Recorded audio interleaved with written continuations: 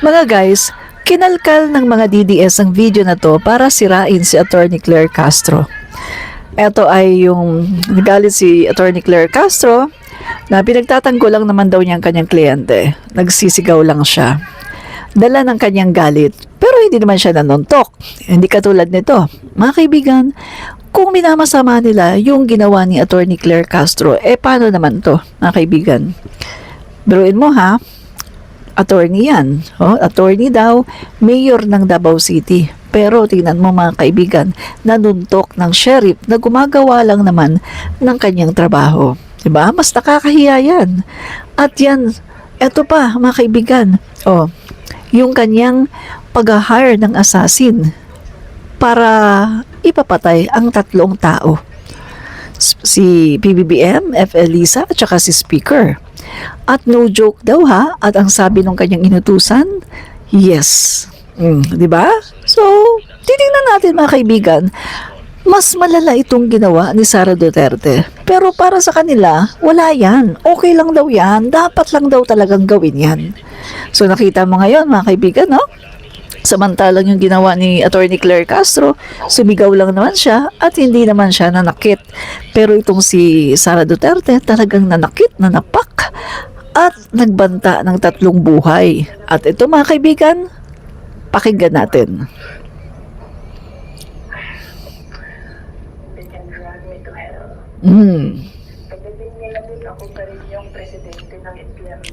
Siya pa rin daw ang presidente ng impyerno. Kita niya? Cutting his head. Pupugutan pa ang Pangulo natin ng ulo. So talagang presidente ng impyerno. Legit.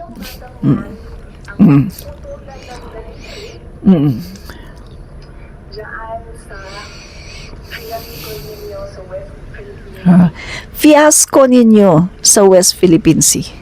Diba? So, ang tingin niya sa usapin ng West Philippine Sea ay fiasco. Ito pa.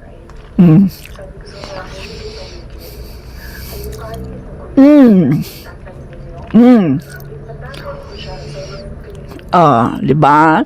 Mga kaibigan, wala nang hihigit pa sa kasamaan ng ganyang klaseng tao na papahukay at yung libingan, papahukay ng libingan at yung bangkay ay itatapon sa West Philippine Sea.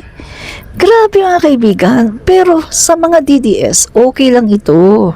Pero yung video ni Attorney Claire Castro o ni Yusek Attorney Claire Castro ay minamasama na nila. Yun lang naman ang nagawa. Sumigaw lang, dala lang ng bugso ng damdamin. Pero ang mga ginagawa ng Duterte,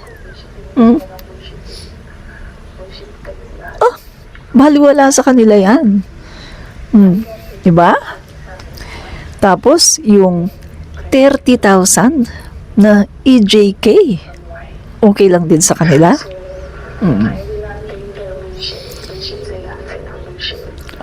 Diba? Ganyan siya magsalita. Grabe, diba? Grabe magmura, ang lulutong. Meltdown. So sa mga DDS, okay lang yan. Okay lang yan. Walang problema yan.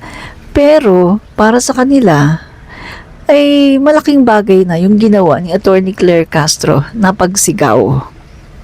Diba? Samantalang ito, malinaw.